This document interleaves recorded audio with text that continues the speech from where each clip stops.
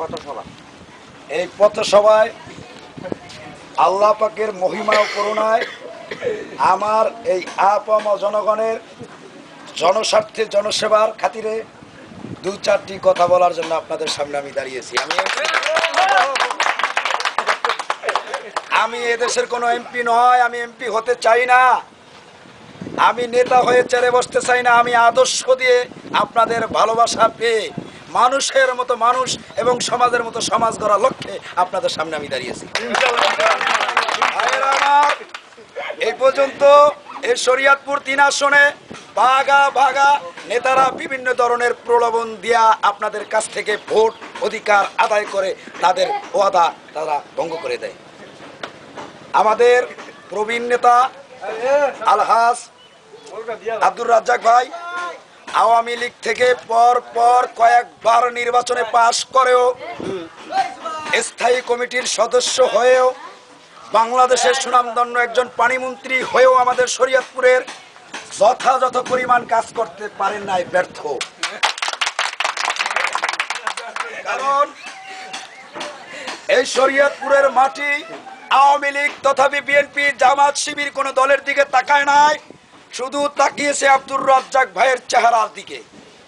যে আদর্শ নেতা হিসাবে তাকে পেয়েছি, আজ আমাদের মাঝে আব্দুর রাজ্জাক ভাই নাই, তার সন্তান নাহিম রাজ্জাক আপনাদের সামনে উপস্থাপন করেছেন, চোখের পানি ছেড়ে দিয়েছেন। এতিম বলে জননেত্রী শেখ হাসিনা ওই চেয়ারে তাকে বসাইয়াছেন। আজকে চিরুই যারা আওয়ামী লীগ করে রক্ত দিয়ে, জান দিয়ে, মাল দিয়ে, সময় দিয়ে, তাদেরকে সে চোখে দেখে না। গুটিময় কিছু পয়সাওয়ালা কিছু লোককে নাহিম রাজ্জাক পছন্দ করে।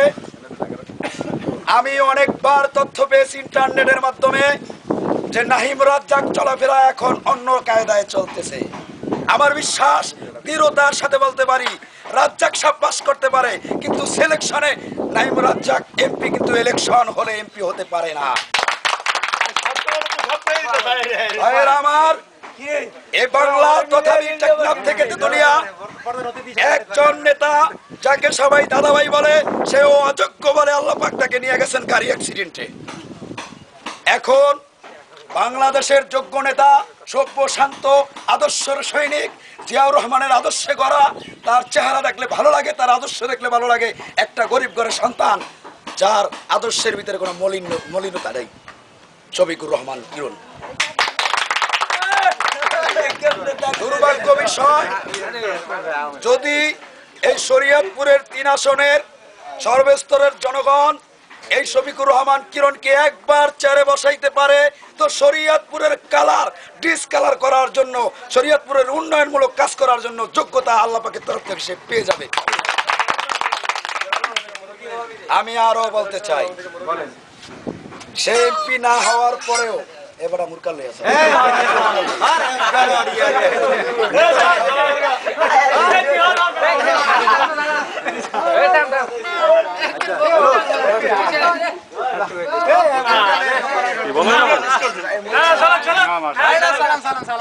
ফিলিংস নষ্ট হয়ে গেল।